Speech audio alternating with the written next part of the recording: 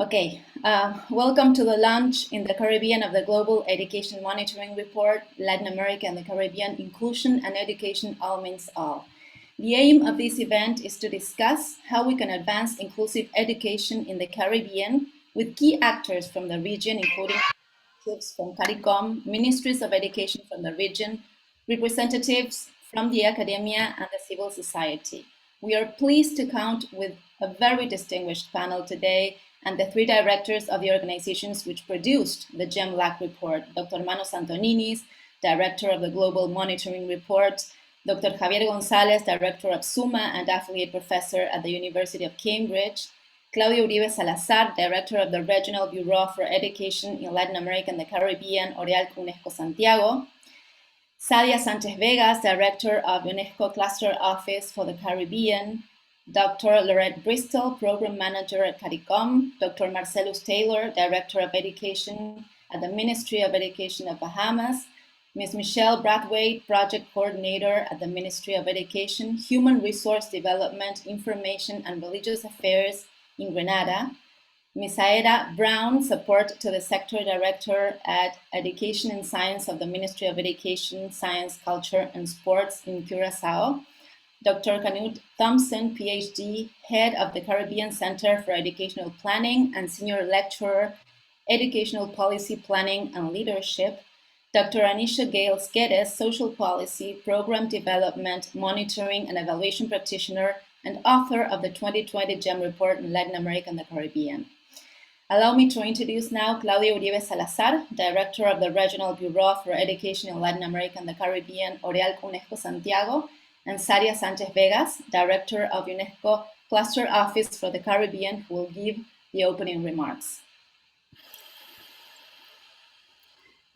Thank you, Soledad, and good morning to those of you connecting from Latin America and the Caribbean, and good afternoon for those connecting from Paris and other parts of the world. On behalf of the Regional Bureau for Education in Latin America and the Caribbean, OREALC UNESCO Santiago, it is my pleasure to welcome you to this launch event in the Caribbean of the 2020 GEM report, Latin America and the Caribbean, Inclusion in Education, All Means All. We appreciate the presence of all of you today, and especially the participation of the panelists invited to the discussion. This regional report is a result of a collaborative work between the GEM report team, the OREALC UNESCO Santiago team, and SUMMA. This joint effort enabled us to publish a synthesis of lessons from the local, national, regional, and global levels, and the identification of challenges and effective practices that promote not only learning achievement, but also equity and inclusion in the education system.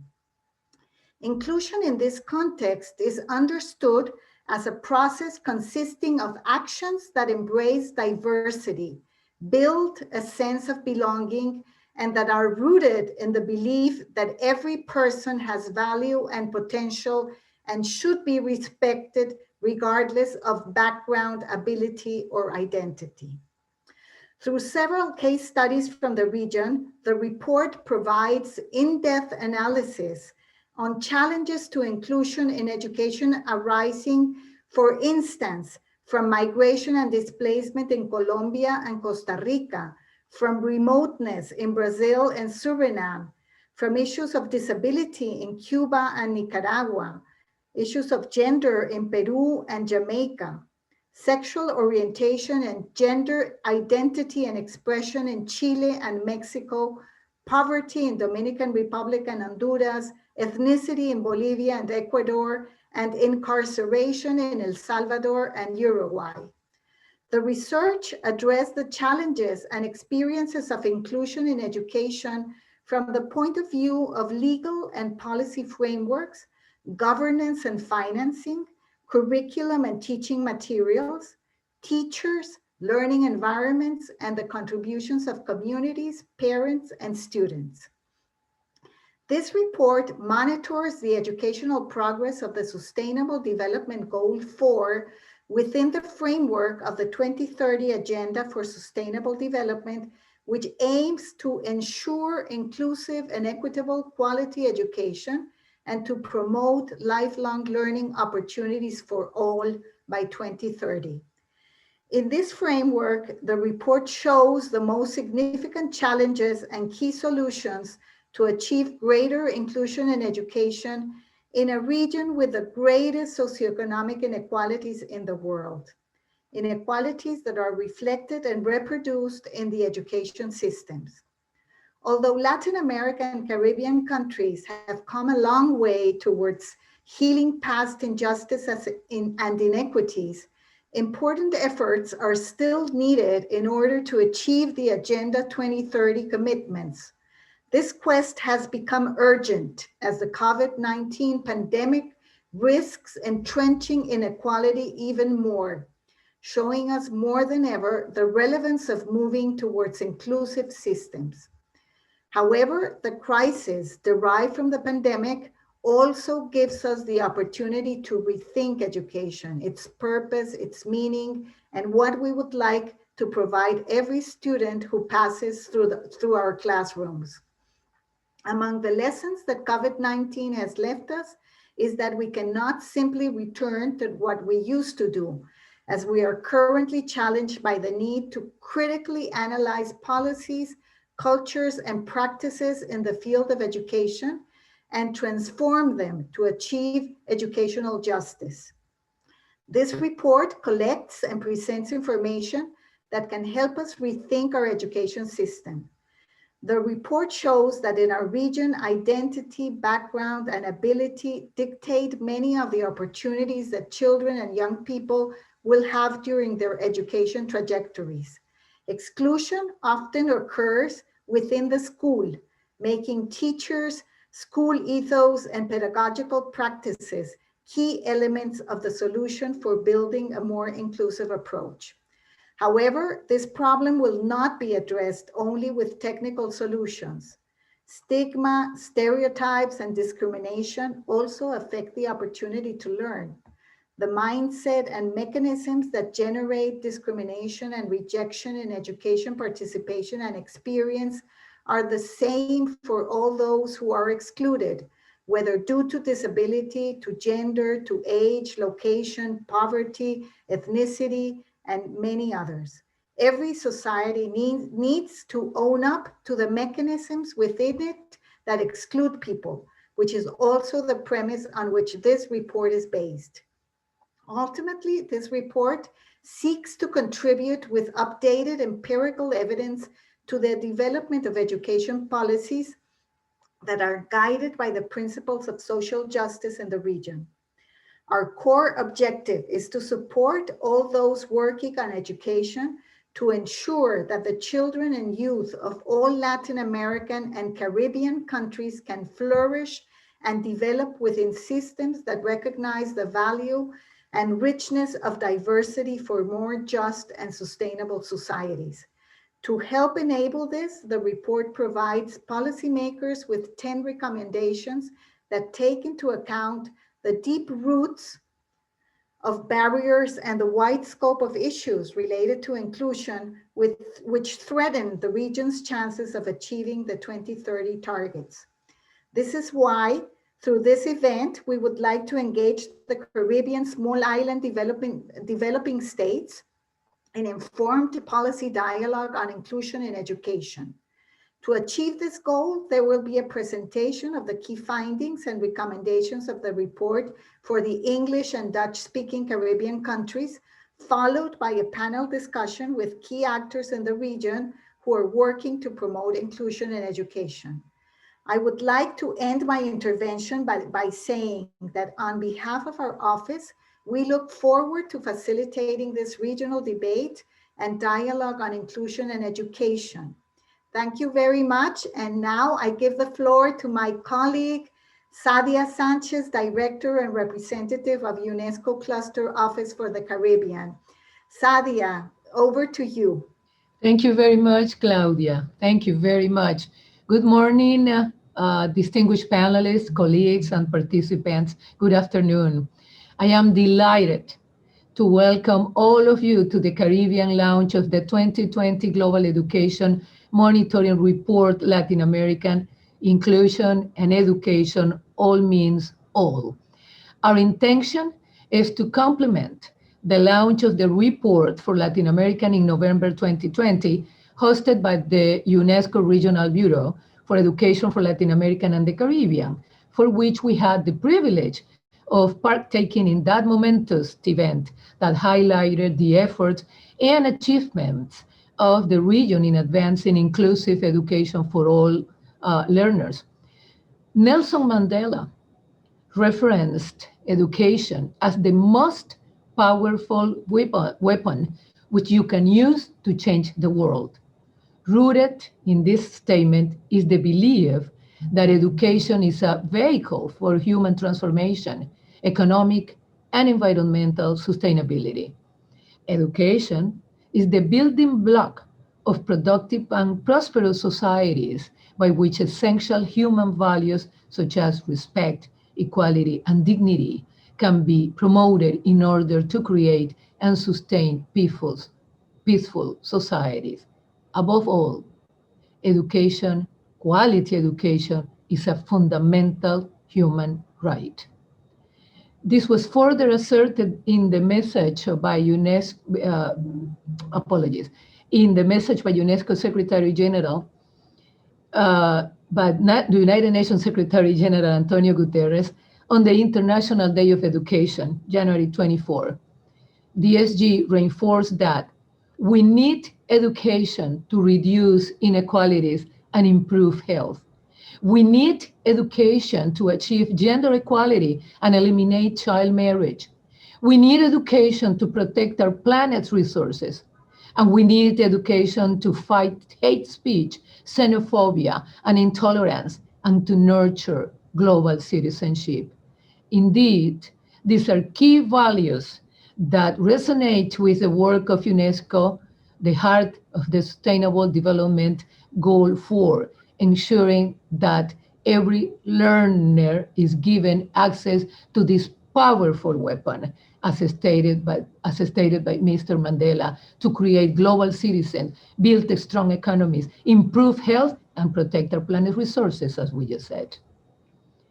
It is for this reason that UNESCO, as UN lead agency on quality education, commends the Caribbean small island developing states for the systematic and persistent strides made in ensuring mandatory education with focus on primary and secondary engagement. In many countries and territories, this has been further extended to strengthening early childhood education, removing the barriers to higher learning, and safeguarding equal access to quality education for learners with special and varied needs.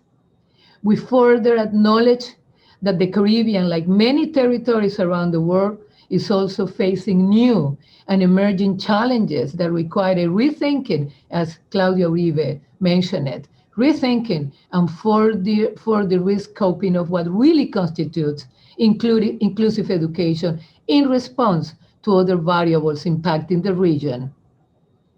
One endemic factor is the vulnerability of the Caribbean small island developing states to the increasing effects of climate change, for which this region has been experiencing significant shift in the frequency and intensity of extreme weather events.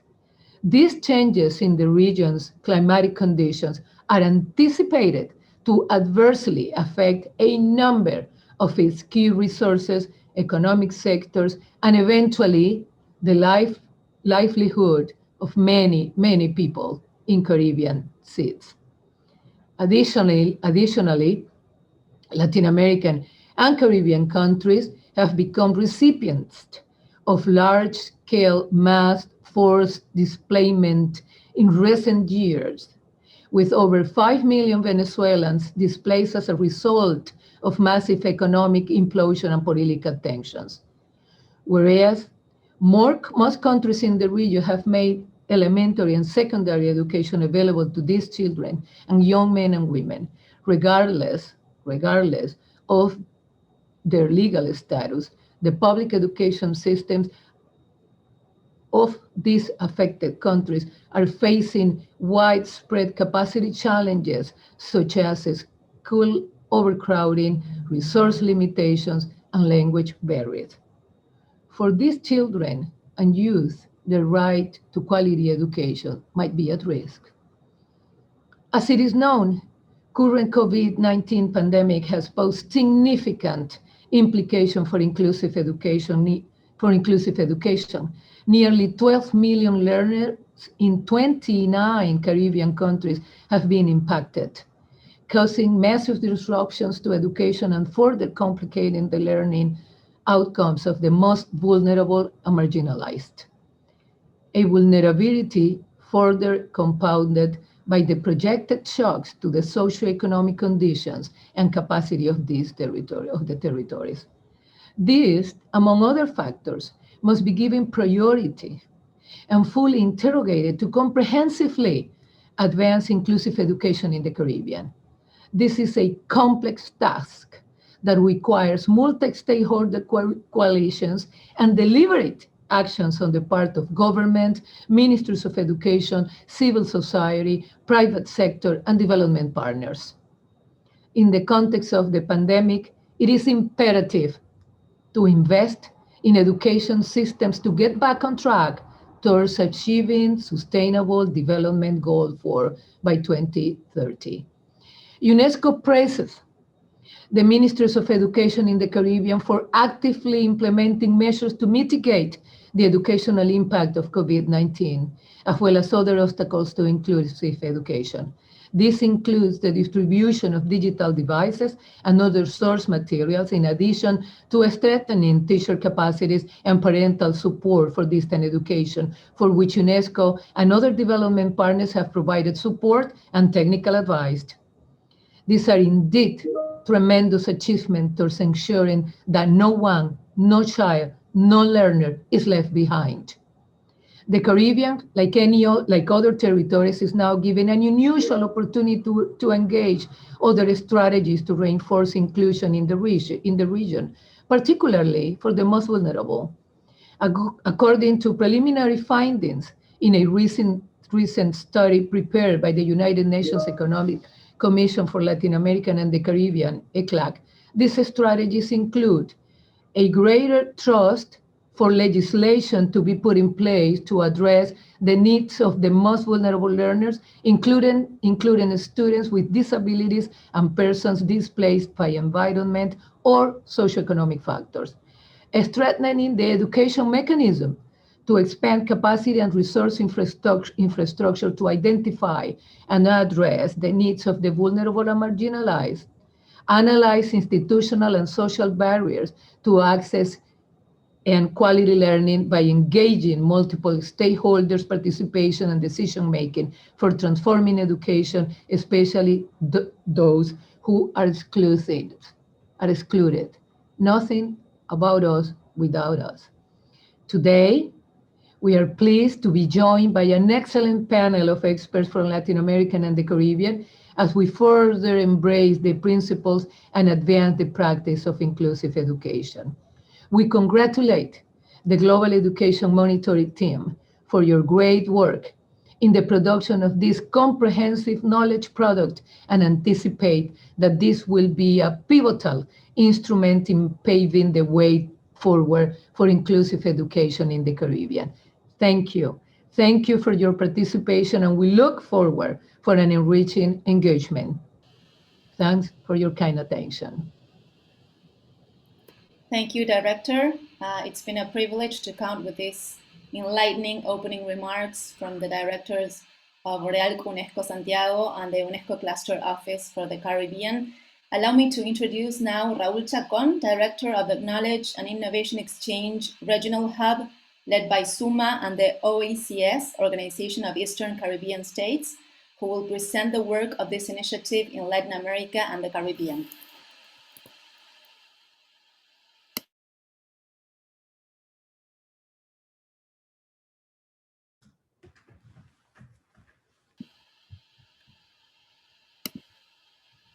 Raúl, are you there? Good morning, everyone. Can you hear me?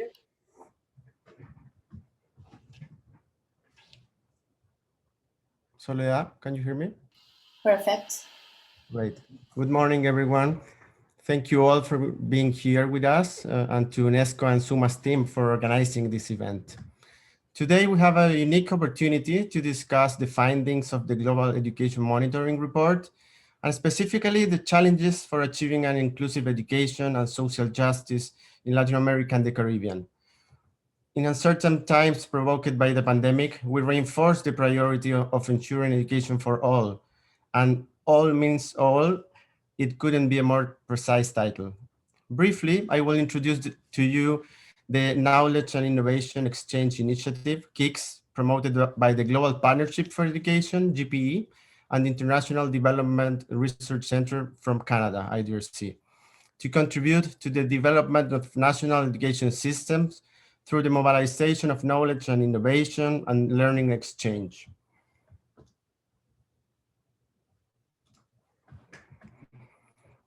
KICS is currently implemented in the region by SUMMA, Laboratory of Education Research and Innovation, and the Organization of Eastern Caribbean States, OECS.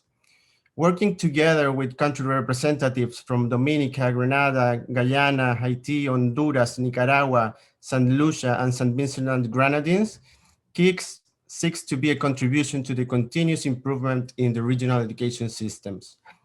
In the KICS Hub, we highlight the importance of using the results of the research, such as those presented in the GEM report, and from here to mobilize evidence and meaningful experiences to inform decision-making processes in our countries. Of course, these findings are related in different forms to the current priorities declared by the countries. Those challenges have been identified in issues such as teacher professional development, on the impacts of COVID in the systems, and the common challenge of strengthening the public education systems. The three objectives of KICS are the following. First, to identify the gaps, challenges, and priorities of the countries to set the policy agenda for the hub. Second, to synthesize and mobilize knowledge and evidence responding to the country's priorities. And third, to strengthen the regional network through the implementation of capacity building activities for key actors and institutions. In a few words, I will show the KICS-like theory of action and change. It situates the country representatives at the center of the hub. Then there are three pillars responding to the objectives: setting the policy agenda, knowledge mobilization and exchange, and capacity building. We have planned different kinds of initiatives for the period 2020-2023, such as systematization, production and mobilization of knowledge and research, elaboration of policy briefs, systematic reviews, webinars and conferences, the development of virtual platforms, workshops, and internships, and so on. Finally, it's important to mention that the KICS program is also an ecosystem of policymakers, researchers, and practitioners implementing and scaling up innovations. And this is happening currently in different regions around the world. How are all these initiatives being implemented here in Latin America and the Caribbean? The KICS Hub has established the following structure of governance. We have an executive team formed by the OECS and SUMMA with researchers, education, and knowledge management specialists. At the same time, the Hub has an advisory board of well-known experts who provide a strategic guidance to address the priorities defined by the countries.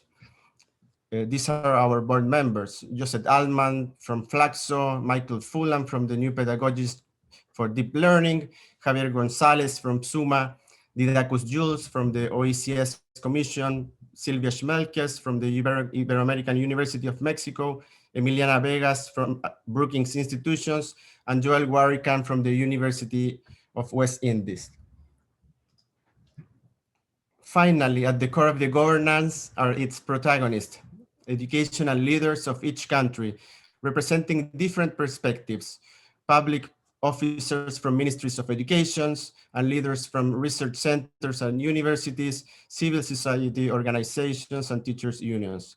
A great diversity to foster quality education in our region. Last but not least, I want to remark some of the main principles of KICS. We understand education as a human right, fostering the role of evidence in decision-making. We assume a bottom-up approach to define the priorities, engaging a broad base of education stakeholders. And we are building relationships based on trust, recognizing each one's strengths and positive experiences and trajectories, and considering them as a starting point to face our challenges. Thank you very much for your attention. We look forward for collaborating and learning together with all of you and the different institutions you represent today. Thank you, Raul. I remind our audience that you can use the Q&A function here in Zoom in case you have any questions. I'm pleased to introduce now Manos Antoninis, Director of the Global Education Monitoring Report, who will present the key findings of the GEM-LAC Report 2020 for the Caribbean.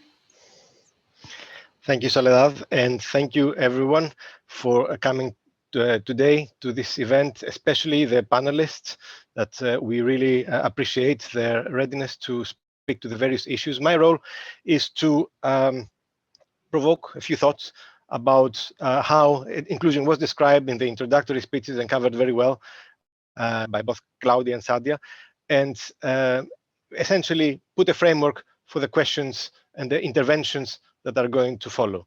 So I will, first of all, share my screen. And a reminder for those of you who may not be familiar with the Global Education Monitoring Report, this is the tool of the international community to monitor progress on education in the Sustainable Development Goals. And it was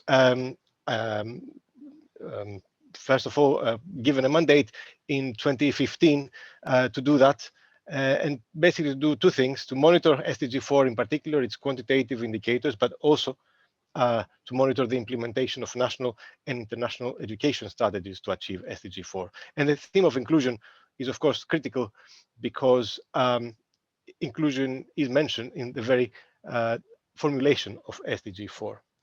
And I should say that this report was, as you heard, jointly done. First time that we had a partnership for one of our products, such a in-depth partnership with the UNESCO Regional Office in Santiago and SUMMA. But in many ways, it has been a partnership with many more of you, and I will come and explain that later. As I mentioned, the key challenge is, and that's the key message that I want to convey to you, is what really inclusion means. It's true that the theme of the concept of inclusion has been around for a while, but it has been closely associated with the issue of disability and special education needs. And it is thanks to the communities that supported this particular idea that we came to understand inclusion primarily, because it was thanks to them and the Article 24 in the UN Convention on the rights of persons with disabilities, that Article 24 really focused on the rights to inclusive education. But immediately after that, the UN committee that helps interpret the convention set out on a process that took another 10 years before they issued General Comment 4 in 2016, a key moment which acknowledges that education and inclusive education cannot be associated just with one group, because as you heard from Claudia, the mechanisms that exclude one group are more or less the same mechanisms that exclude other disadvantaged populations. And therefore, we need to take a much broader view. But when the international community came together and agreed in 2015 on SDG 4 and the commitment to inclusive and equitable education of good quality for all, this General Comment 4 had not even yet been issued. And I think the purpose of this report is precisely to remind everyone that essentially the right to inclusive education is a right to quality education for all. And every country has to make progress, as was already mentioned earlier. The Caribbean has large education inequalities, and I'm going to refer to just a few. The secondary school completion rate, universal secondary school completion, is indeed an objective for SDG 4, is one of several. The region is doing well in that respect. However, there are also large inequalities remaining, and we should not look just at averages. The gap between the poorest and the richest in the region can be very, very high. You see some examples, 1% of the poorest, but 39% of the richest complete secondary school in Haiti, 19% of the poorest, and 74% in Belize and Guyana. Boys and girls have also large gaps. 2 points in Jamaica, 6 points in Barbados, 16 points in St. Lucia. Large issues there about disengagement of boys in the Caribbean.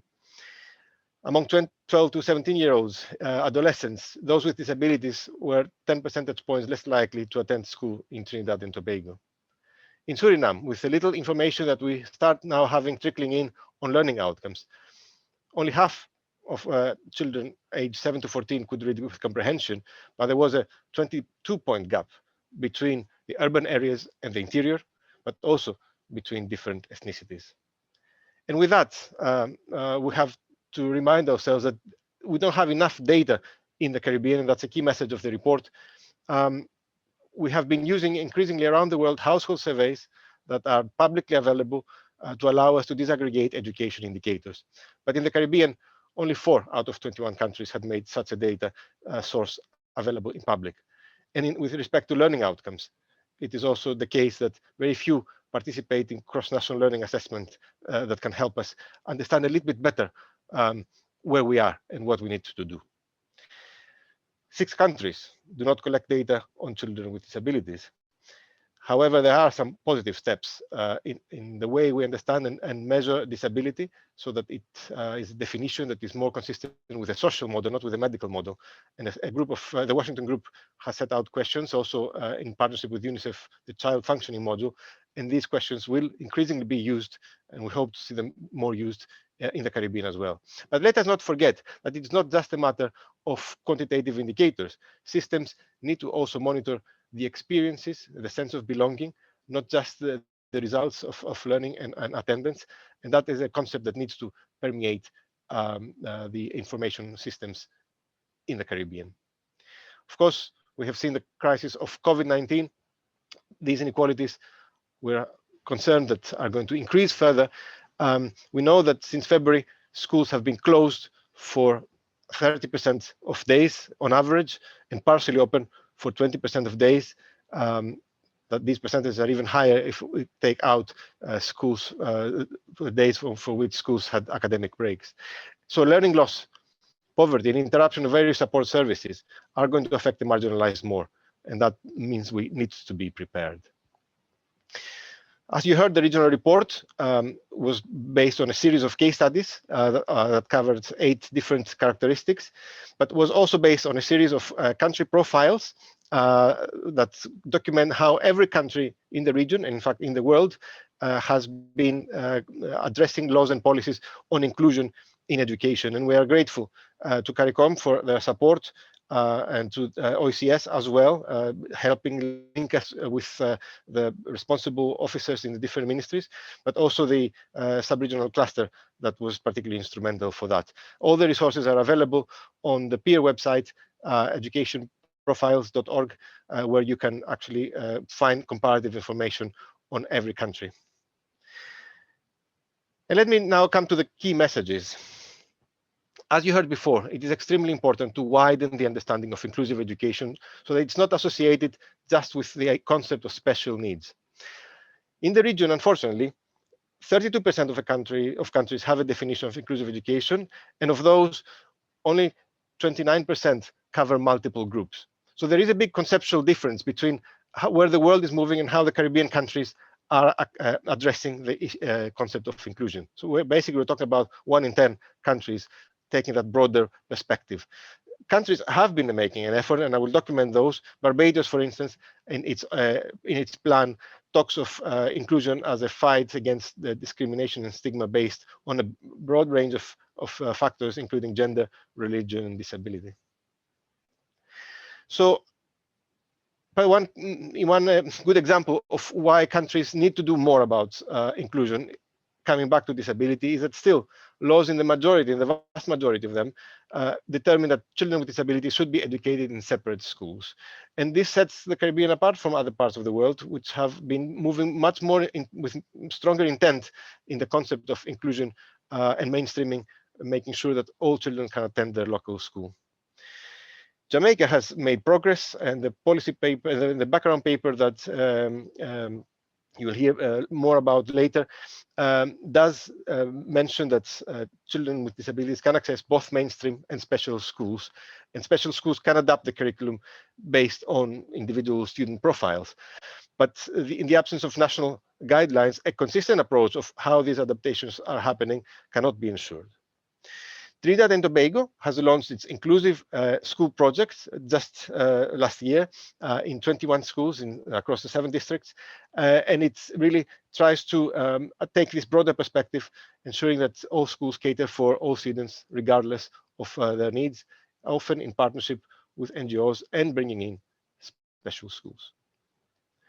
Financing is, of course, important. The region needs to spend more on education. You see here the two global indicators on the percentage of education financing as a percentage of GDP and as a percentage of the national budget. You see that many countries actually miss both benchmarks, despite the fact that some, like Belize and Montserrat, are actually among those countries in the world that spend most in terms of education, in terms of GDP.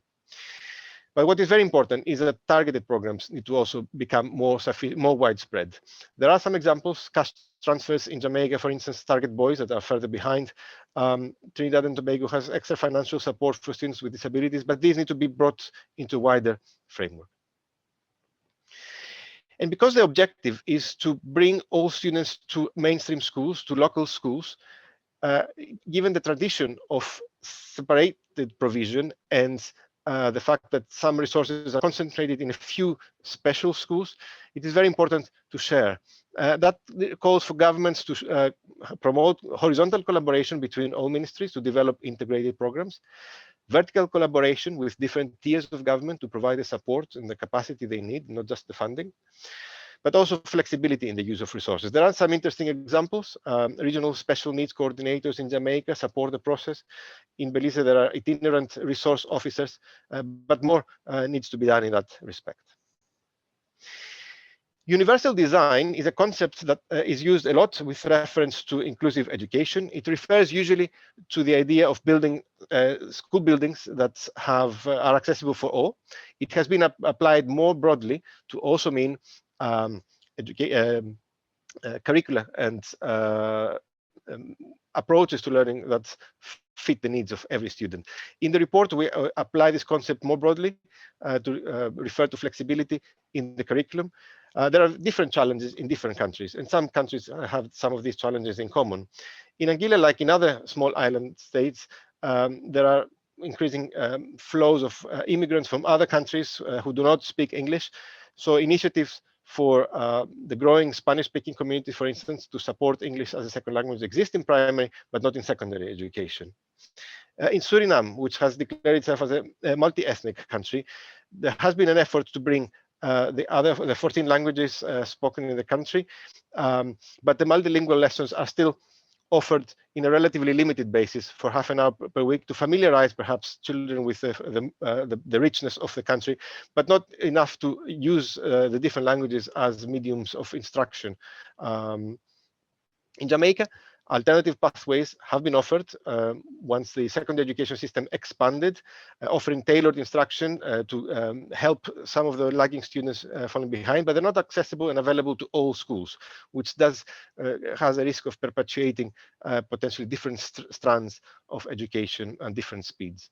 Guyana has practiced for many years radio instruction, which has been really instrumental for learning in remote areas in the interior. But there are always, and of course, it was very, very handy and very important in the COVID crisis, but there are always concerns about whether the quality of instruction is at the same level as that received by students in other parts of the country. And in Haiti, fewer than 10% of people with impairment have actually access to the crucial assistive technologies that they need. if I could say perhaps the most important message for achieving inclusion in education is that all teachers should be prepared to teach all students. There's a tendency around the world, not only in the Caribbean, to treat education, inclusive education, as a specialist topic. An example is in the Bahamas, where the disability law calls on special education to be compulsory in teacher training. But that's perhaps not the best way forward, because every teacher should be prepared to teach every child that they may have in the classroom. Teachers all over the world have their biases and need skills to be able to overcome them. I've mentioned some example here. In many Caribbean countries where secondary education is being universalized, there was a tendency to think of student behavior in particular ways. But as more disadvantaged students have come into the system, there is a risk that teachers may look down on those students who may be low performing. An example where teachers have been more flexible is in Belize, where there is some bias among teachers who may look down on those students who may be speaking with a dialect.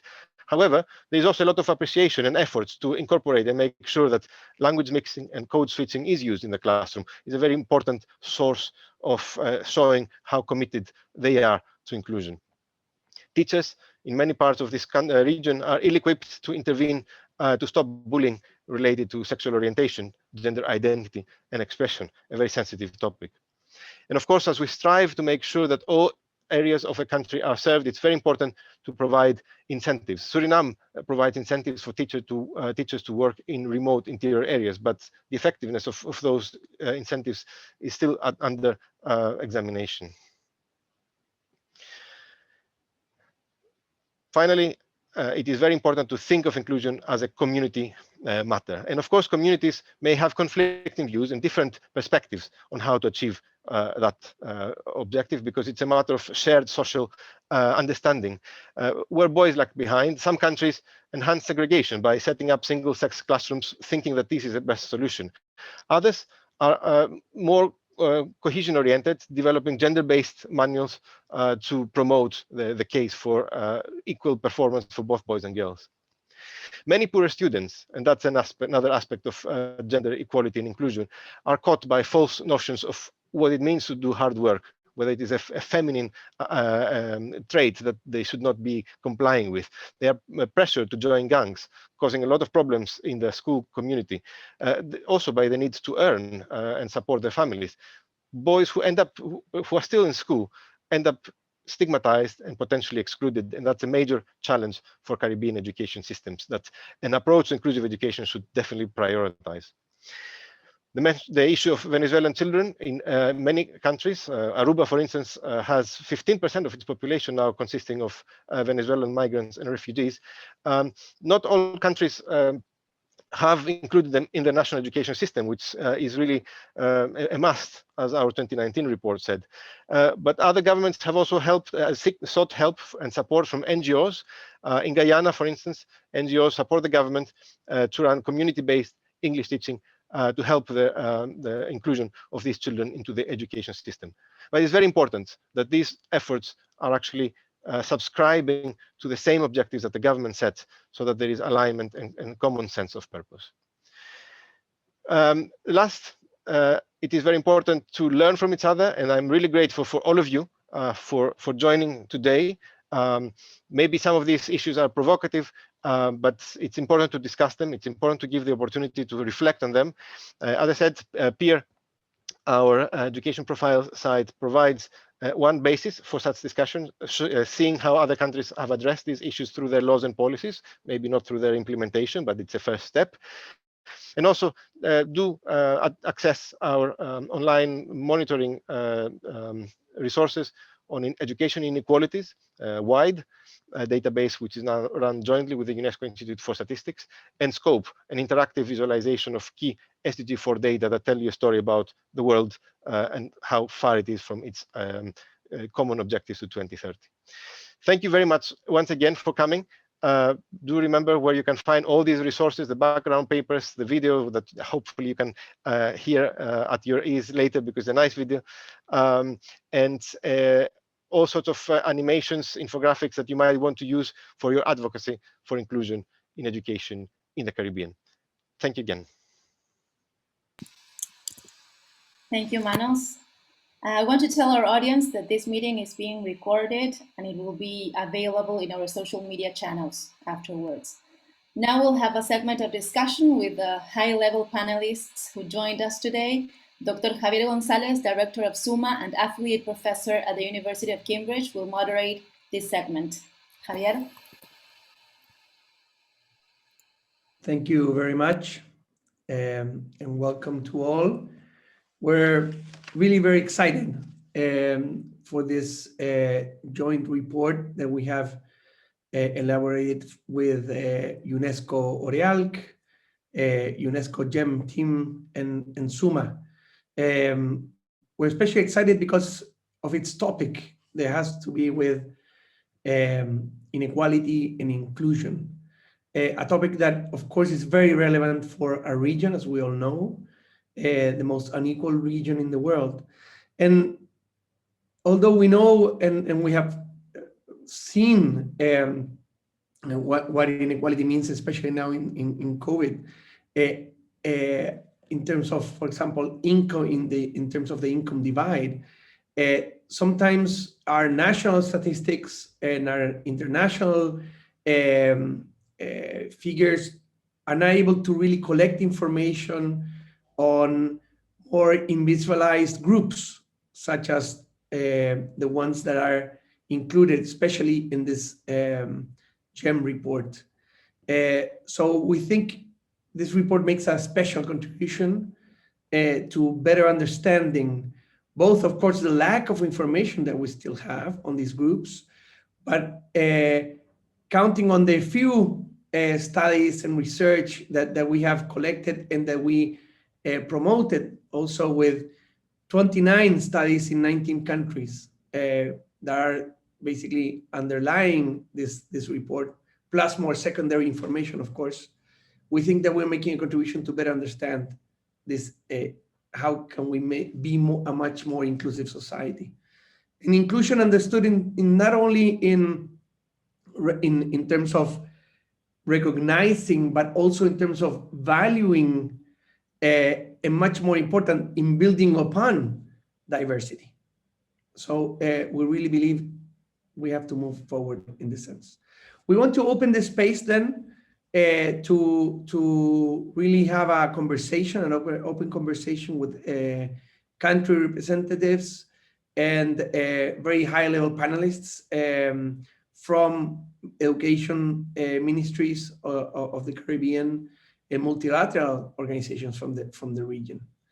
I would like to introduce then our very high-level panelists, as I say, Dr. Laurette Bristol. She's a program management manager at Caricom. Miss Michelle Brathwaite. I hope I pronounce properly. Please excuse me if I don't get it exactly right. She's the project coordinator at the Ministry of Education, the Human Resource Development, Information and Religious Affairs of Grenada. Dr. Marcellus Taylor, Director of Education of the Ministry of Education of Bahamas. Dr. Anisha Gales-Guedes, Social Policy Program Development, Monitoring and Evaluation Practitioner and contributor to the 2020 GEM report of Latin America and the Caribbean. And finally, Dr. Canute Thompson. He's a head of the Caribbean Center of Educational Planning and senior lecturer of Education Policy Planning and Leadership. So I would like to invite all of them, if they can put their cameras on. I see most of them. Yeah, they're all there. Yeah. And then to open then the floor for some questions. So the rules of this segment, basically to give and provide opportunity to all of the panelists to properly address the question, is to have 5 minutes to answer. So I thank you in advance to try to limit yourself to those 5 minutes.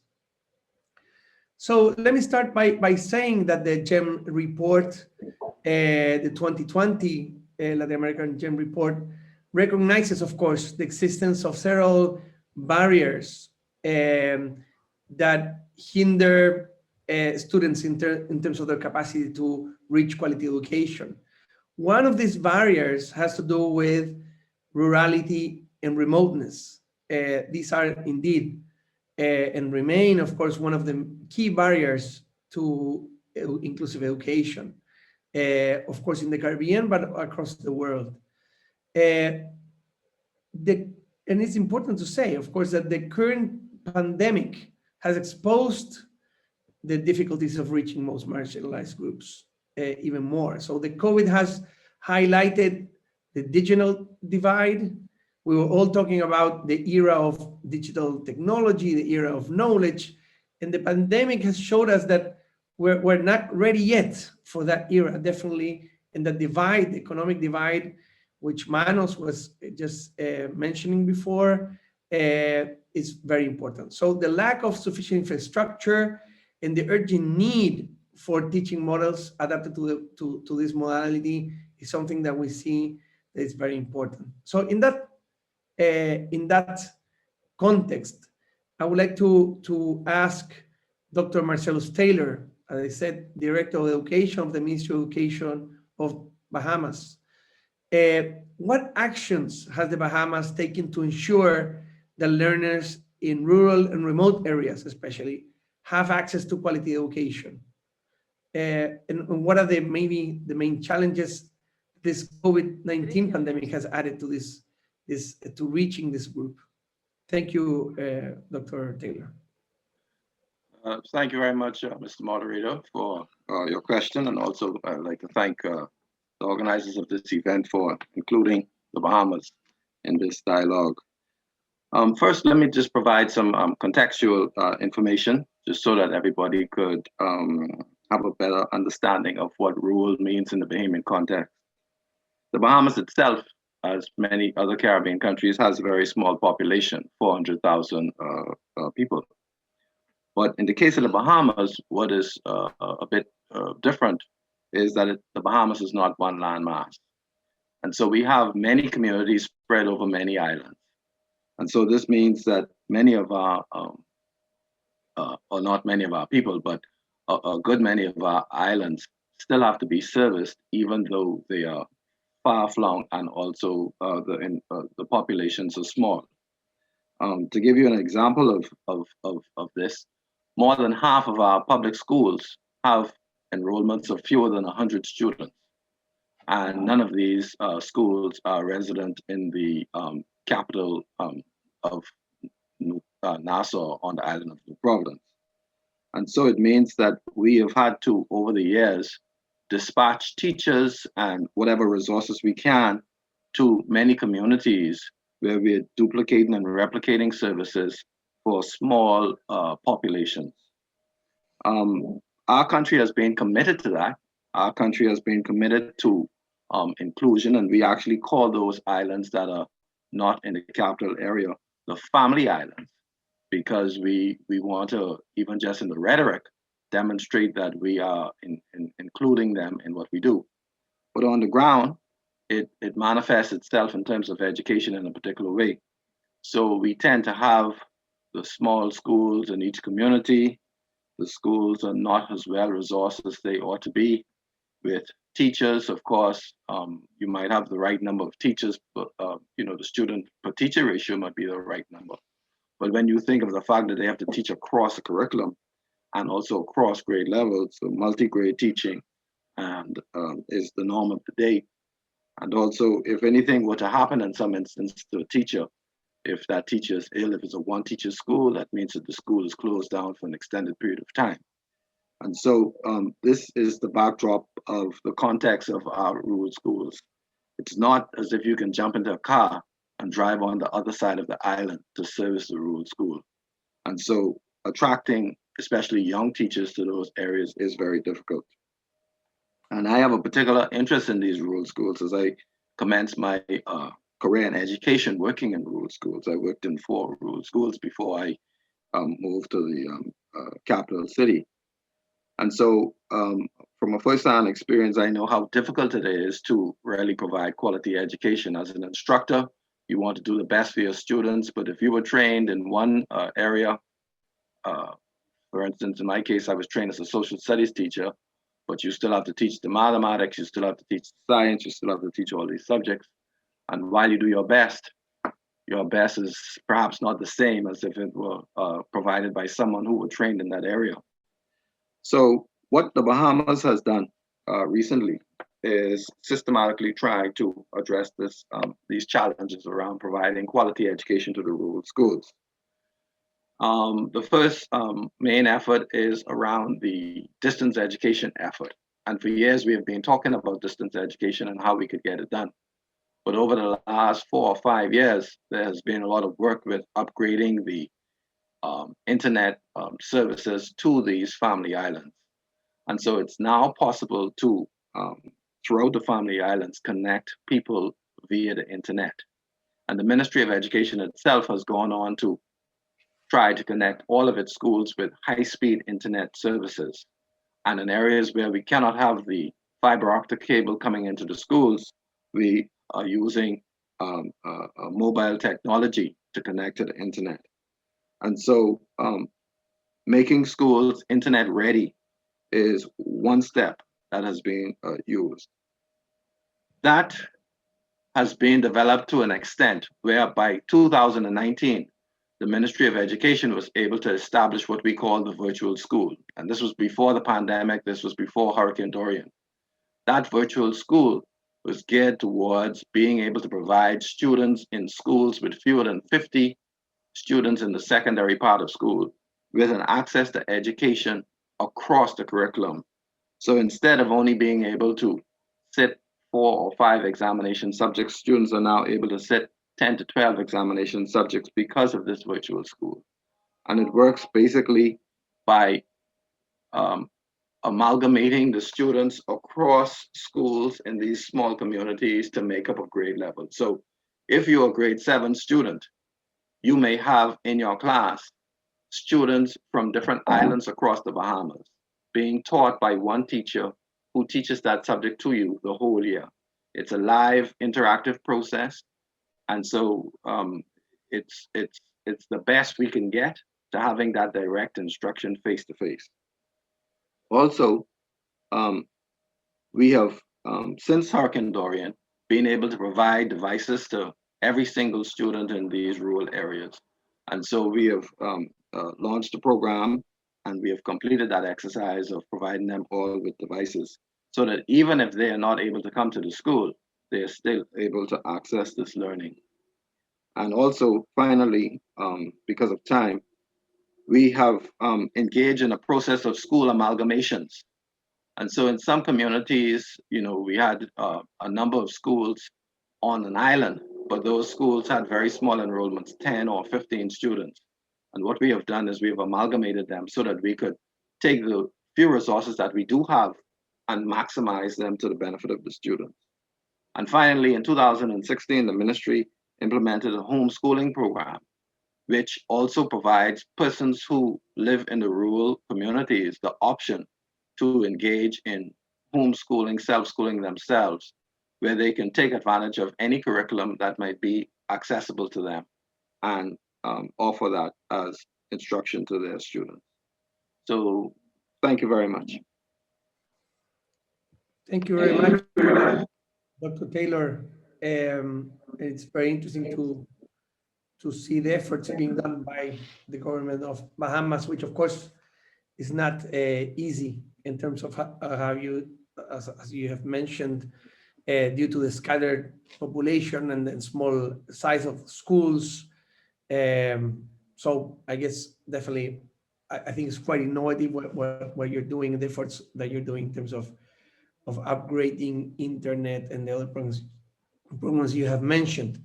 I would like to invite Ms. Michelle Braithwaite, who is the project coordinator of Ministry of Education in Grenada, in regards to children with disabilities. We know they are among the most marginalized learners, and our report found that many of these children actually continue to be educated in separate settings, despite, of course, the suggestions and the evidence of the need for more integration. And we know also they often lack the support they need to actually succeed in education. So in this context, I would like to ask, what is Grenada and of course the education of Grenada doing to promote the inclusion of children with disabilities in education? Thank you very much. Thank you very much to the chairman, and good day to all who would have joined this morning. Grenada is definitely on the road to inclusive education. And as we know, inclusion is a process. If we look in terms of our legislation, our Education Act 2002, which speaks to inclusive practices, that of our Chief Education Officer providing special education program for every student that would require such. Grenada has ratified also the Convention for the Rights of Persons with Disabilities, as well as the Convention for the Rights of the Child. We also have as our mandate for the provision of that of education for all. And recently, our National Sustainable Plan, the National Sustainable Plan of Grenada 2035 hinges on the 17 Sustainable Development Goals. One of the outcomes, that of a resilient, inclusive, gender-sensitive, and peaceful society, is that of the outcome number 3. Our core values as well of the National Sustainable Plan for 2035 speaks to social justice, fairness, it speaks to equality and equity as well. It also addresses gender disparities in education and ensure that of equal access to all levels of education and even that of vocational training. There's also going to be a review of our national curricula and also the ethos of our schools, the culture that is within our school. So a national sustainable plan speaks to that as well. And the upgrading and maintaining of our educational facilities so that they are more child-friendly and more inclusive, as well as disability and gender sensitive in providing what we would call safe schools, inclusive schools, and effective learning environments for all of our students. Now, what would have worked well for us in Grenada? We can now safely say that our inclusive education policy is at the stage for acceptance by the cabinet. And we know that our inclusive policy, everything will be the umbrella body for our code of practices, and we're at the stage of submission to the cabinet. Within Grenada, yes, we do have 3 special schools, but all students with sensory impairments, such as visually impaired and hearing impaired, or which we prefer to call blind or deaf, are integrated and in some cases included in the mainstream setting. I say integrated because yes, some of the provision may not be there for them, whereas there are those who are included within the mainstream schools. So students who are deaf and students who are blind are no more within special schools, but are within mainstream schools, and they are supported by 15 itinerant teachers for the deaf and the blind. We also have about 75 of these students with a population we know in Grenada of just about 100,000 persons. We also can boast of having devices, assistive devices presently for our students. There are braillers, there are embossers. Our students now have e-learning devices that would have been provided by corporate partners as well as the Ministry of Education. And also we have partnered with Starkey Hearing Foundation, where all of our students with hearing loss are fitted with hearing aids. In terms of the model, that of the social model to that of the medical model, Grenada is more looking at the social model to inclusion.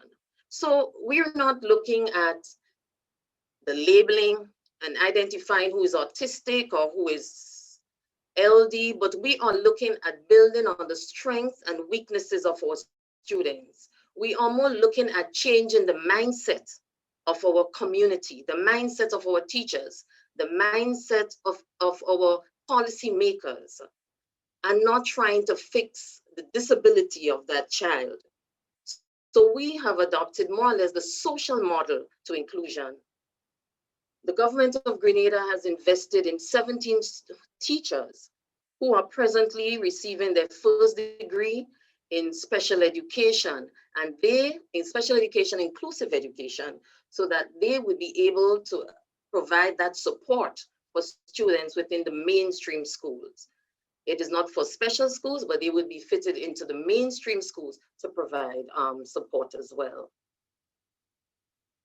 Sign language, because of COVID, we had sign language through a program. As you know, Grenada is the island of spice. And because of that, we had a program, and it is still actually running on our television, as well as on social media, called Spice Signs, where we did not want, during the COVID period, the start of the COVID period, as we know, for the deaf community, their mother tongue is sign language. So we did not want that they would have lost that language. So we continued providing the support of sign language to our students through social media and television. And it was also a way of having parents learn sign language, having other students within their class who engage day-to-day with them learn sign language. So this program was sponsored by a corporate partner, and we continue to show this daily in Grenada. When we think about pedagogy, we think about our teacher education training. Presently, at our T.A. Marisho Community College, where our teachers receive teacher education training, it is compulsory that inclusive education is part of the course, and this course is being taught by competent persons trained in inclusive education. We have what we would call a very strong, robust support, especially for the visually impaired and the deaf persons in Grenada. We also have support for our vulnerable students through the SEED program, support for empowerment and development program. The school feeding program as well is provided for our vulnerable students, as well as we have a counselor assigned for our special needs students in Grenada. When we speak about vocational training, presently a project which focuses on having children with special needs within the project. In order for this project to be rolled out, it must entail boys and girls with special needs. We also have, through the social development unit, roving caregivers, which more or less, that program is geared at stimulating our children, stimulating children as well as parents before they actually get into school. Presently, our students have access. Our students have access to regional and national exams just as any other child. Before, we know that education was provided before for a particular sector, a particular group of persons in society or particular strata, but now education is free, it's available for every child in Grenada. We had where a cohort of 20 persons would have had the opportunity through a training in inclusive education. This was in collaboration with Roehampton University, the Ministry of Education Grenada, and the Ministry of Education Seychelles. This was a 3-module accredited course in inclusive education, which was rolled out here in Grenada and is available for anyone in the Caribbean who would wish to provide such modules on inclusive education to their students, to their teachers, sorry. Also within the Ministry of Education, we do have a special education unit. We have special education officers and a speech therapist as well. However, in spite of all what is happening for inclusion, there are challenges. And I will quickly try to see just a few of them, to mention a few of them. For example, we do have attitudinal barriers within the culture, we still have a bit of bullying, the way persons may see persons with disabilities, in terms of even school leaders as well as educators. So with having an inclusive policy, we know that we will be able to now combat the problems of these attitudinal barriers.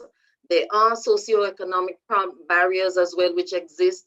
There are organizational barriers in terms of now we are addressing that of our policies, in terms of having more qualified persons to work in the area of inclusive education is another barrier. And I must mention that of gender-based barrier.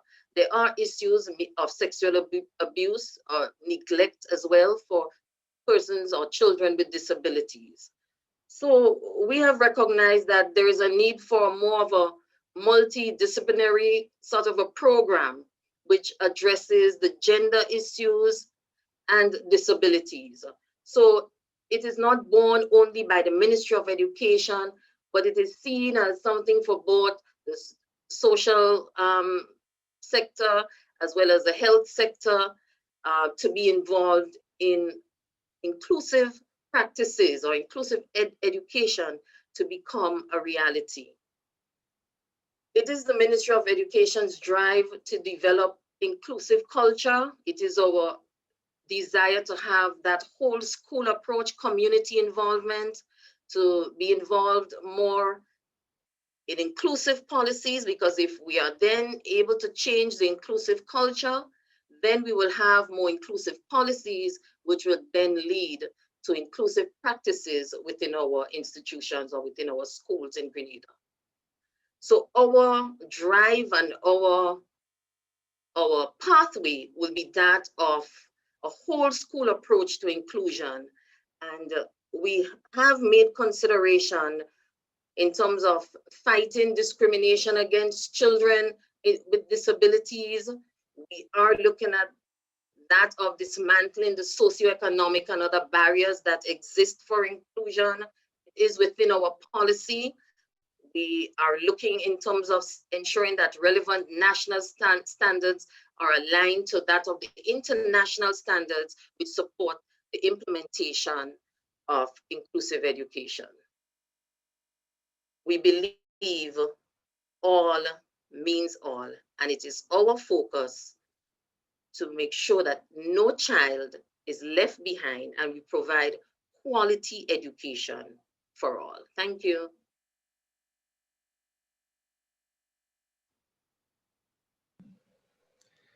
Thank you very much for this very interesting synthesis of the problems that we're facing in the region, and how countries are actually managing with these problems. We will move forward now with in regards to intercultural education in a way, and for this I would like to invite Ms.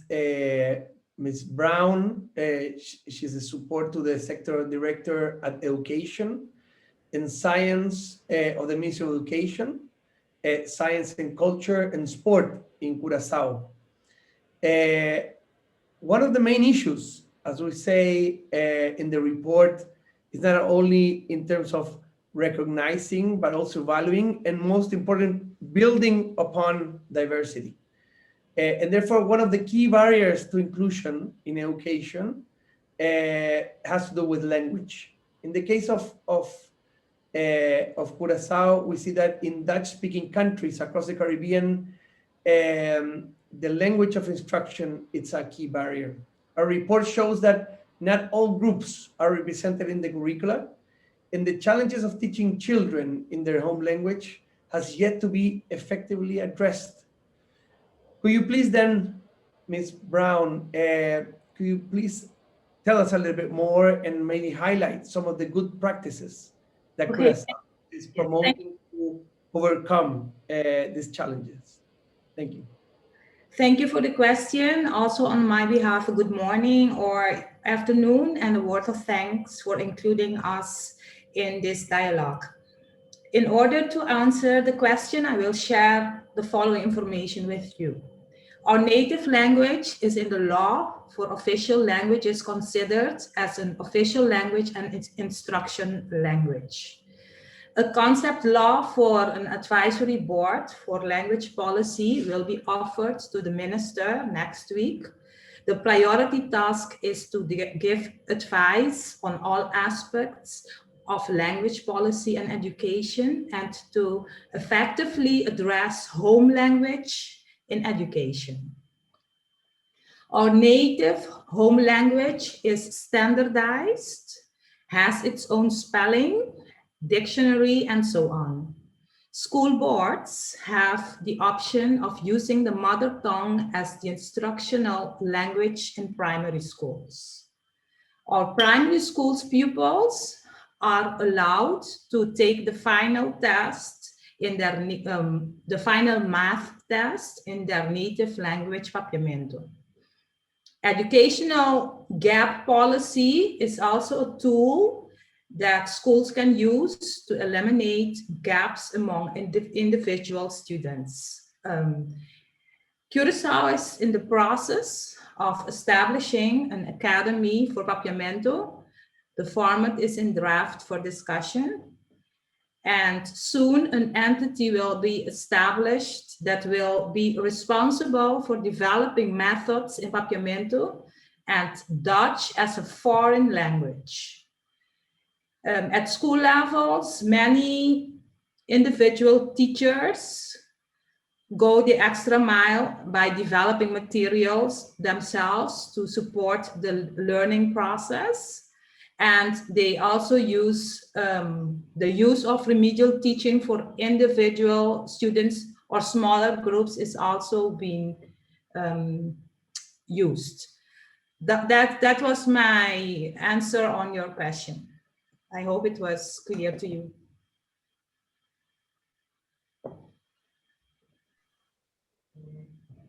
Thank you very much. I would like to now change from countries to international organizations, which are regional, such as Caricom, and ask Dr. Lauren Bristol. She's a program manager at Caricom. And of course, these regional organizations such as Caricom play definitely a key role in strengthening education systems in the region. And they promote, of course, the advance of inclusive education. Could you please then highlight some of the key actions that Caricom is promoting to strengthen this inclusive education? Thank you. Good afternoon, everyone, and thank you, Javier. I want to say on behalf of the Caricom Secretariat how grateful we are for this opportunity to actually highlight some of the challenges and opportunities, and I must say as well some strengths that exist within the Caribbean region. And we know that we still have a fair way to go in terms of ensuring that we truly develop inclusive societies. And we understand in a very deep way that inclusion is a way of being, while we understand inclusivity or being inclusive as a practice. And therefore, when we think about advancing an inclusive education system as a practice, we require three things. So these three things are the ways in which the work of the Secretariat is actually revolving around these three issues. We recognize cultural and behavioral change is needed, and our previous colleagues have spoken to that. And therefore, we recognize the importance of supporting teachers and communities towards shifting radically in the mindset towards inclusion. We recognize the need for shifts in discourse through the implementation where they don't exist, the legislative and policy imperatives. And of course, we also recognize the need to upgrade and modify spaces for learning and places for learning. And in the last 12 months, we recognize and appreciate deeply that we also now need to think about homes among these educational places and spaces. So what are some of the key actions that the Caricom Secretariat, through the work of the Human Resource Development Work Program, we have been focused on advancing a culture and strengthening quality educational delivery, particularly privileging education for inclusion and inclusive education. In the immediacy of the COVID-19 impact, we have recognized the need to radically upskill and support our teachers and educational stakeholders. So we have actually been collaborating very closely with our partners. And of course, there are mandates coming down through the COSOD itself that requires now an increased emphasis on advocacy for identifying gaps, seeking to close those gaps, and positioning educational data as a means of advocacy, particularly around increasing educational financing. And I know that we have seen already that within the Caribbean region, that many of us actually are in the top in terms of education financing, but we want to be much more strategic, and therefore we are advocating strongly for our member states to be strategizing about how to use that financing more efficiently and more effectively. And therefore there is a key role to be played by the Caricom Regional Network of Planning Officers as part of that mechanism for monitoring and evaluation and results-based management. We are working with our partners to sustain and increase energies behind strategies for the Caricom Human Resource Development 2030 strategy. And of course, many of us would be familiar with that strategy and know that it is closely aligned to the SDGs. So some of the specific activities related to that is the focus on teacher training, not just in terms of the use of technology, but in terms of that cultural mindset that we're talking about, that shift towards that paradigm shift that is needed around inclusion and inclusive education, and therefore towards that the Caricom standards for the teaching profession for classroom teachers, educational leaders, and teacher educators has a strong focus on promoting inclusive learning environments and inclusive classrooms where all means all as we engage and we recognize the ecosystem. So we are not focusing only on teachers, but we actually focused on educational leaders as well, because they have a role to play in ensuring inclusive schools through the ways in which they interact with their teachers and their community themselves, and of course through teacher education, not just at the point of the curriculum modification for teacher training and preparation, but teacher educators themselves within tertiary education sites and contexts, also promoting and modeling that inclusive school culture. And that work, of course, is happening regionally and nationally as member states are adopting and adapting and developing or revising their particular standards for the teaching profession. Significant work is taking place and on the way around the development of the Caribbean New School model. We talked about behavioral change. We talked about shifting discourses around policy and legislature, and the Caribbean New School model provides those guidelines for developing what we might call those ideal spaces for learning that is much more inclusive. And of course, thinking about the ways in which those spaces need to be modified to provide access for the different types of learners that we have within our environment, and recognizing that there is no one fixed way for a school to be designed, because schools also need to provide cultural relevancy, and therefore schools in different locations would have different design models. So that work is on the way now, and we are hoping to be able to produce that work and share with our member states before the end of the year, everything being equal. The basic education quality management framework, another significant strategy that we are engaged in, because part of quality and part of understanding how far we are being inclusive is about putting those quality management measures in place within systems. So we are working at the level of the Secretariat to develop a framework for that quality management system, commonly called an inspectorate, but the research that we have done to date has indicated that there is strong resistance to the notion of inspectorate, and that's for another conversation where we talk about the ways in which words connotate certain kinds of images that allow people to receive information in a particular way. So we're doing that work around what is the best way in which we speak to the whole question of quality management systems, so that it doesn't suggest or return us to colonial memories of force, of top-down management, etc. So that work is also on the way to guide teaching and learning. Of course, there is an increased focus on the sectors of skills for lifelong learning and the tertiary education sector, recognizing that these sectors feed the workforce. And we know the data is out there. We understand that if you are not engaged economically, you will be excluded. So recognizing the importance of focusing on those sectors that feed our workforce to ensure that we increase economic capacity and capability as a way of systematically reducing those areas of exclusion because of socioeconomic impacts.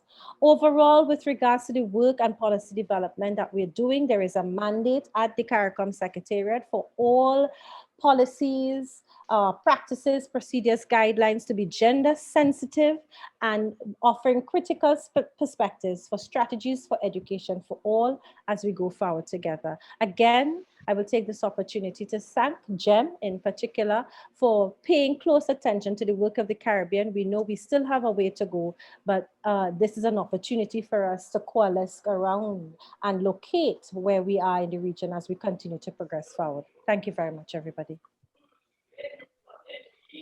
Thank you, Dr. Bristol.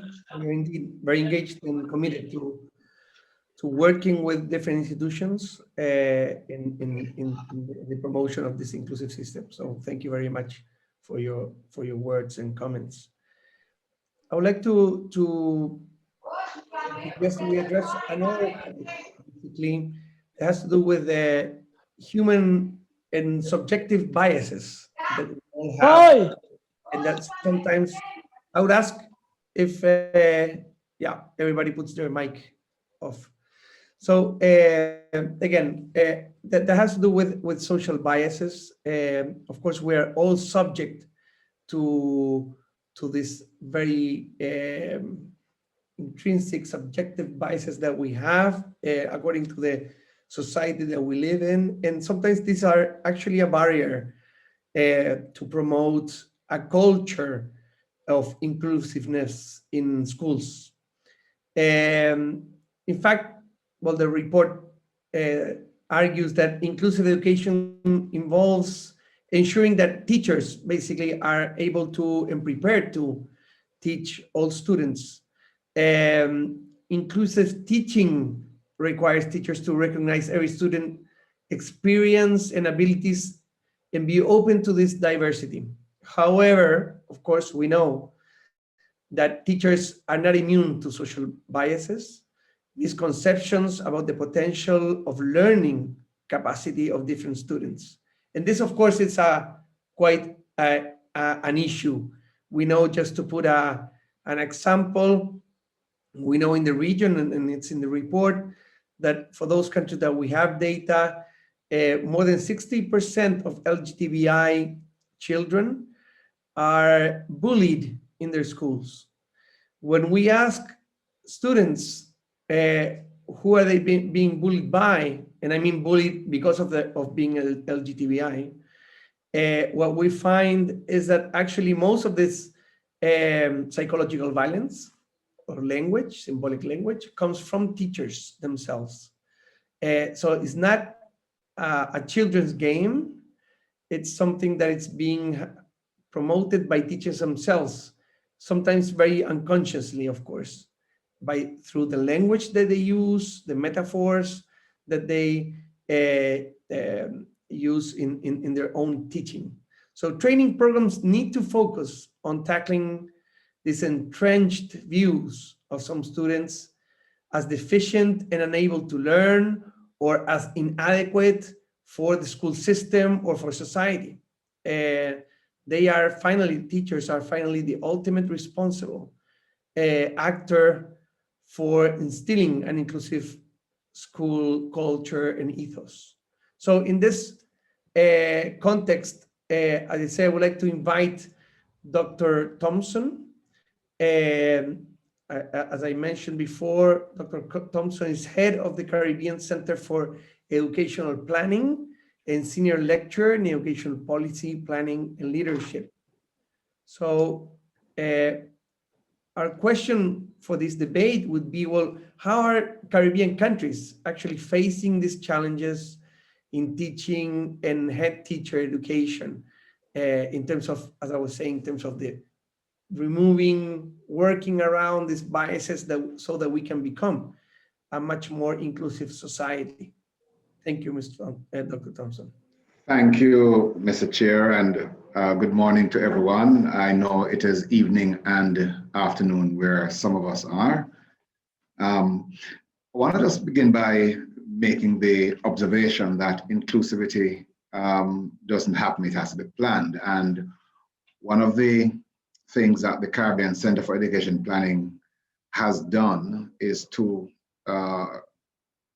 develop a framework that engages or makes provision for the engagement of a wide range of stakeholders in the planning process at both the institutional and the national level.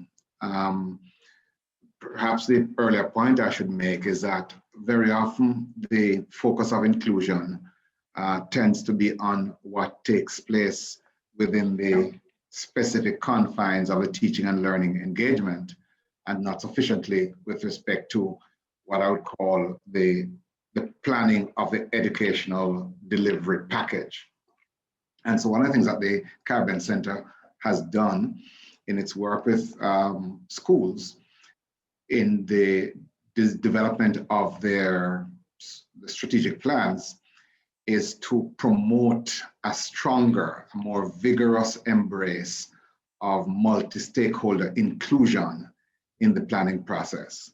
And so if you were to attend any of our planning sessions, the audience you'd see would consist of, in addition to staff members from academic, ancillary, and administrative categories, we would see members of the community, or particularly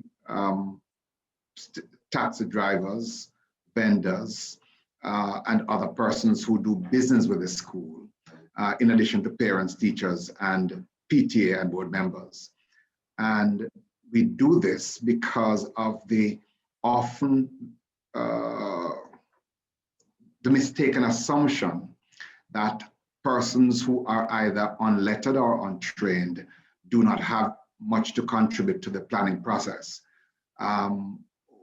The curious connection is that very often these otherwise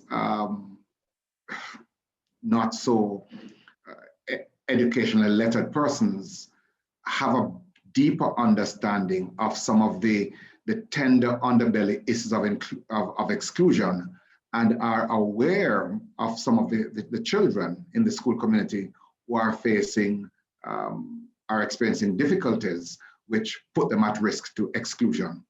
So the first issue that I want to raise around this issue of inclusion and how we prepare our teachers and our principals to lead the process of planning is the vital importance of multi-stakeholder involvement in the planning process. The second observation I would want to make and to share from our experience has to do with some of the issues on which we focus when we begin to engage schools in the planning and to identify the potential spots, you may want to call it, or blind spots for exclusion, and to overcome those blind spots to ensure inclusion. At the top of the list, I would want to place the issue of class distinctions that are often made across the education system broadly, in which it is assumed that some schools are destined to produce low-performing students based on their location, geographically, based on their history, and based on the social classes from which students normally are drawn to attend those schools. There's almost a kind of tolerance that the society has for low performance coming from those schools, and a kind of low expectation. One of the things around which the literature on both leadership and inclusion is robust is that one of the key factors in improving student performance is a culture of high expectation.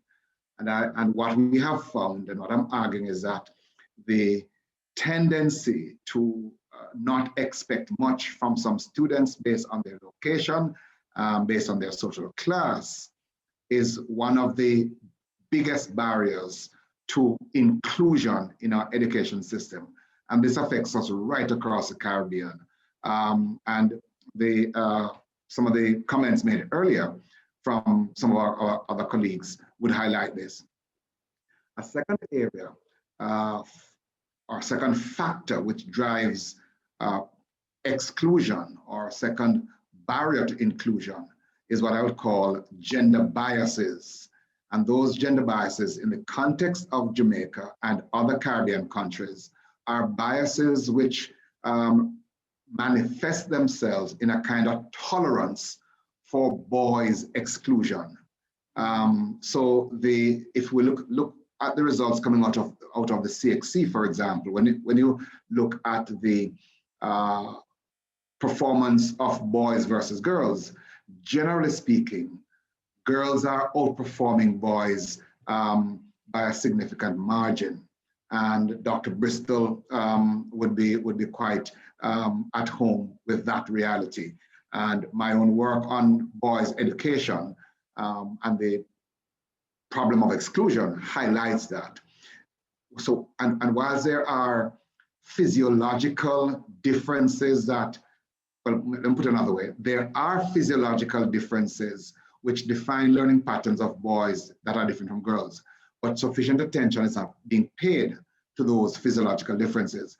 And what we see now in our schools is that boys are underperforming, but little attention or insufficient attention is being paid to that fact. And I'm saying that one of the things that we encourage schools to do in the areas where we have done work supporting their planning, and one of the sets of conversations we have been having with policymakers is the importance of taking account of the physiological, biological differences, and to reconfigure the curriculum to take account of the ways in which boys learn. All right? There has been a long dialogue on this, but insufficient attention has been paid. Of course, there are issues related to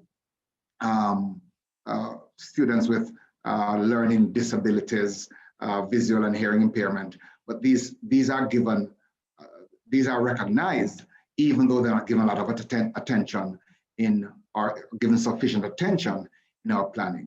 So I want to end my 5 minutes by making the point that the two areas that I see requiring greatest attention to overcome the problem of exclusion, or to put positively, to improve the level of inclusion, is to increase our intolerance and decrease our satisfaction with underperformance because of some of our students' class, social class affiliations of social class markers, and to impose on ourselves a commitment to place high expectations on students, and secondly, to do much more than we're doing with respect to boys' education, or education that targets our boys. I think my 5 minutes are up, so I'll stop there. Thank you very much, Dr. Thompson. That's perfect timing, and I think this is a very important topic, the issue of biases, and especially when it comes to gender in the case of Caribbean, among other factors. I will finally would like to address the importance of intersectionality in terms of how do we work across, in a vertical and horizontal way, across government, and also between government and other actors in the education system. And for this, I would like to invite Dr. Anisha Gales-Guedes. I hope I pronounce it. Please be sure to correct me so I can really pronounce it correctly.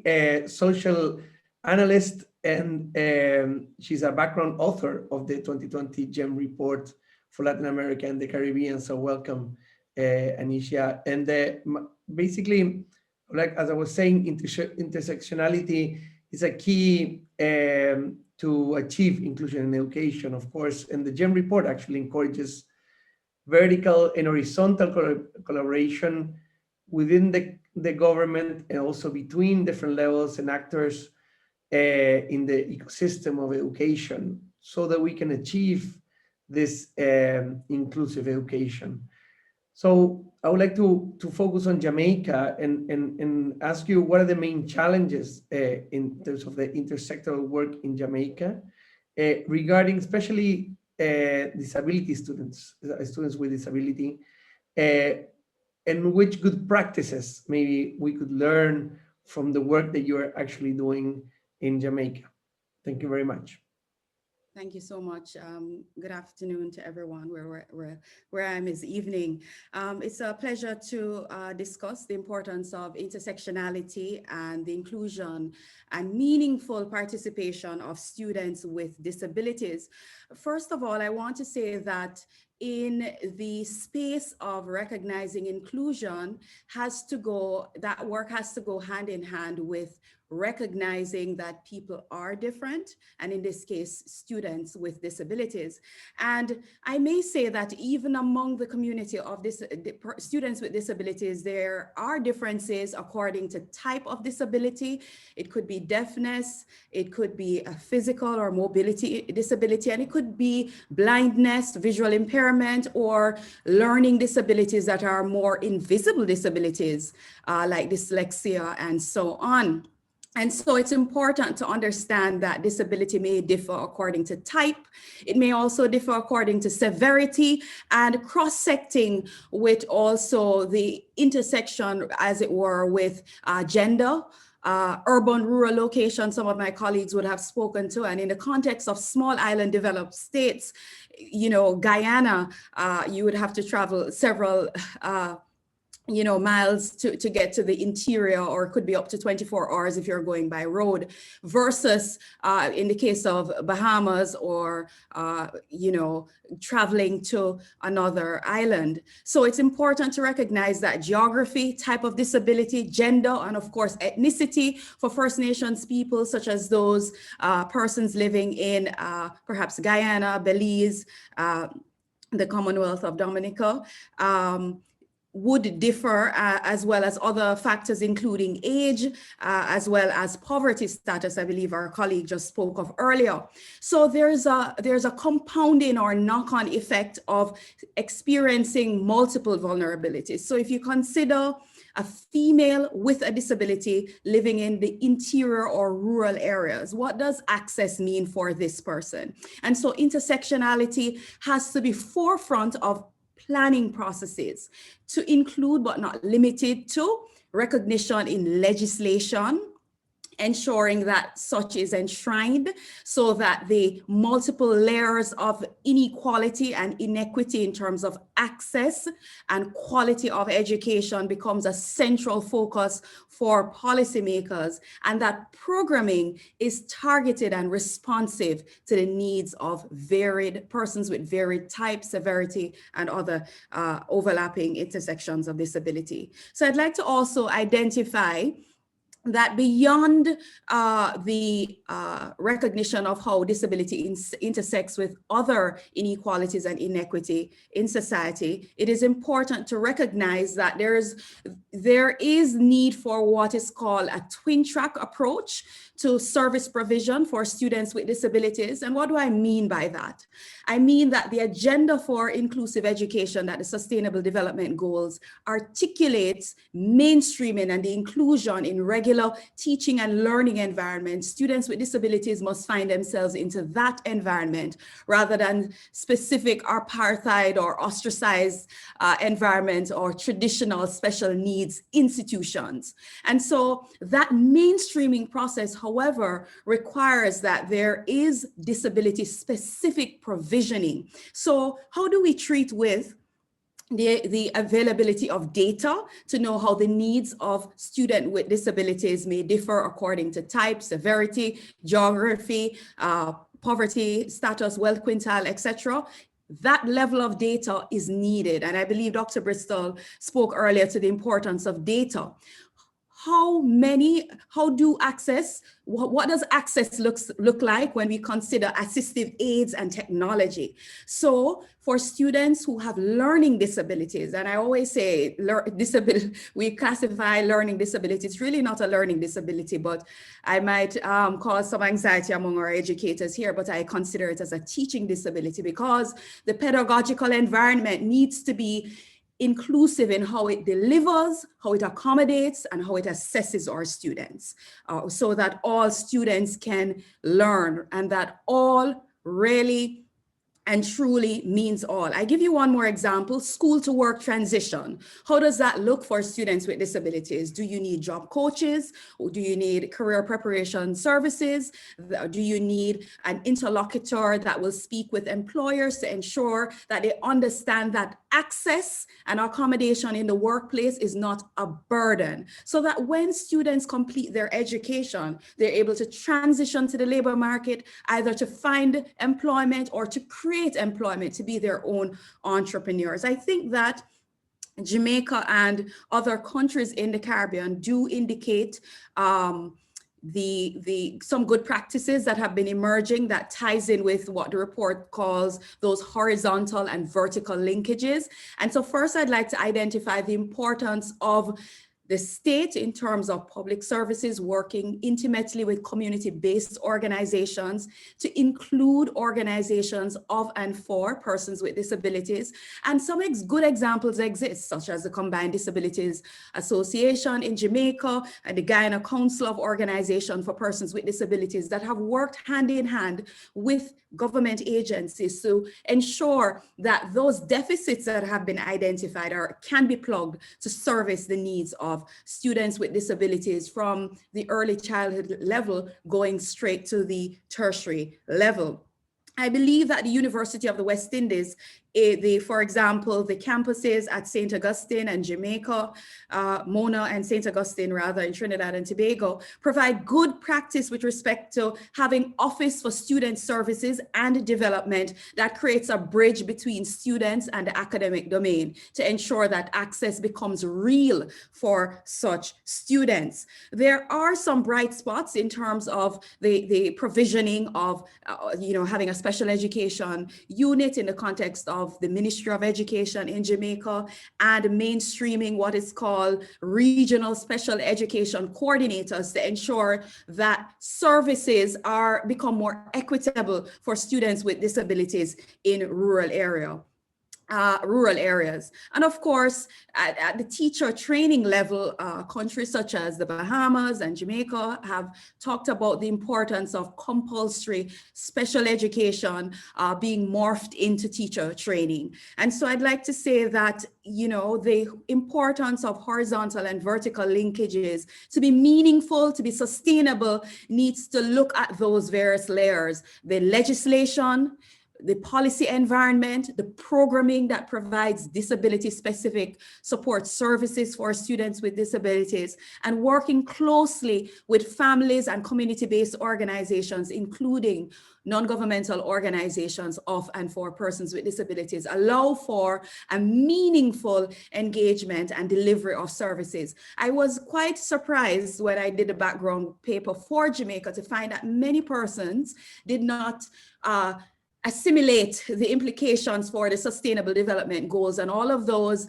various indicators that are disaggregated by disability status and what that means for their programming in terms of costing and the delivery of services. So this joined up approach and integrative attention to intersectionality is an important part of policy work, it's an important part of legislative work, it's an important part of programming to ensure that we're designing and we're monitoring and evaluating in a meaningful way the outcomes for students with disabilities over time. So I end on this point that when results are provided in the Caribbean context, there's often a disaggregation of the quality of outcomes by how many passes are in CSEC, by Caribbean Secondary Education Council examination, by gender. There's the disaggregation of the data by sex rather, and there's no disaggregation of the data by disability and what that means for tracking outcomes over time. And it's the same thing when we look at common entrance exams exams, or what might be called 11+ exams in Barbados or otherwise. There are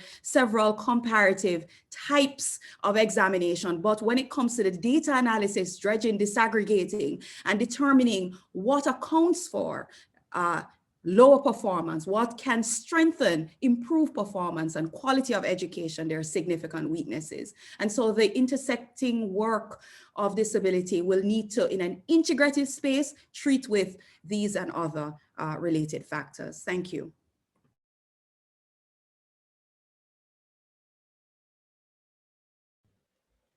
Thank you so much, Anisha, for your words. And I think that's the points you make are perfect for me, providing some kind of closing remarks for this fantastic journey that we have had today in terms of different topics that we have been able to navigate and to really learn.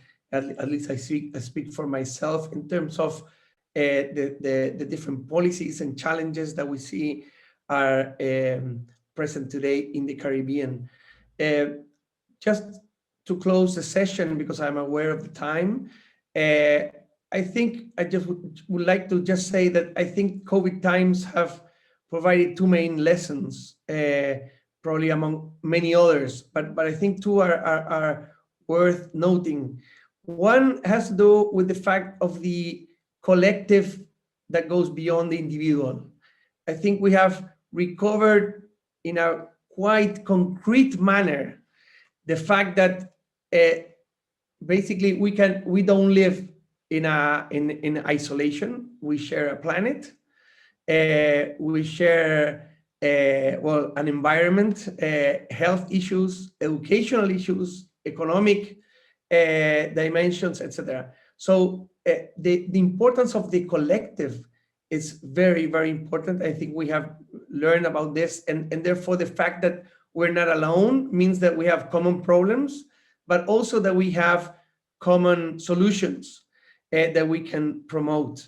And that's, for me, the second, basically the second lesson that very neatly comes from the COVID pandemic is the fact that we need to really be able to consolidate both multilateral and international frameworks for cooperation, which have been weakened in the last decade, mostly, very strongly, and by some world leaders. And within that, also to be able to strengthen the state, as of course at the national level, as the entity, as the actor, of course, as well, working with the rest of the community, the civil society, private sector, but it's the state, which of course has to be much more strengthened in order to be able to promote the common good and this collective. There's no other way, because what is an option for the private sector, it's a mandate for the public sector. And we have the mandate to promote this right to education. So we know further I would like to finish and close this seminar just by saying that for both for SUMMA and UNESCO, both at the regional level in the UNESCO Santiago and UNESCO Paris and GEM team, it's an honor, really, and I think we're very happy to be able to provide this report, to have a space of discussion with you, with all the countries, hear your challenges, learn from what you are doing, and therefore we're really very happy with this. We hope that the report sheds some light, is able to shed some light on some of these challenges. As Anisha just mentioned, the issue of data, still, of course, it's an issue, and we have to make much more effort on that. Of course, this work does not end here. Both UNESCO and SUMMA are very committed in engaging and working with the different organizations in the Caribbean, and also specifically SUMMA, the institution that I lead, we're very keen to keep on working. We're actually working beyond research as well on a KICS initiative, which has been presented today, which is an initiative working with 8 countries in the Caribbean and Central America, working with the ministries of education, civil actors, teacher unions, defining challenges and therefore agenda. An agenda that is not being set or defined from abroad. It is being defined by the countries, for the countries. And that's very important for us. And we're facilitating as SUMMA and OECS, we're facilitating this process of agenda setting. The second fact that we will be doing as well from the KICS, as Raul Chacon, the director of this initiative, was mentioning, is promoting the mobilization of evidence. So evidence is not for it to stand in a library, evidence is for it to be used. And it has to be mobilized in order to inform policy making. And therefore the third issue, as we were saying, is basically the capacity to provide spaces of exchange and capacity building. So we will be working together with your governments, with OECS, with SUMMA, and I'm sure in many ways as well with UNESCO in this KICS project, which tries to move into concrete actions in order to promote this inclusive education. Thank you very much for being here, and I'm sure we'll be seeing you very soon. Thank you very much.